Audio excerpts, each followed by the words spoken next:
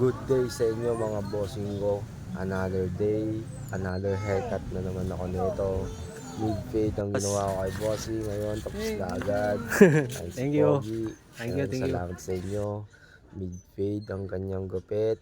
At ang kanyang tatay, mid-fade din, father and son. Ayun. At ito naman si bossing, mid-taper blowout. May pinagaya sa akin na hair art tattoo sa likod. Ayan. Napaka-solid yan, boss. Ito si bossing, mid-taper. Papakas ng kanyang buhok, naka-curls. Ayan, natural hair niya. Oh, boss. Boss. Boss, thank you. Thank you. Ingat, ingat.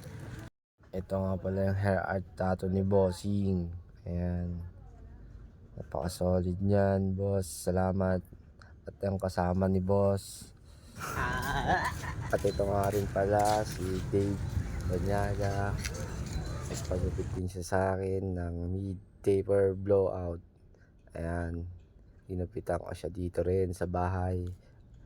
Nagpa-bridge din siya sa tropa niya. Naka-line up.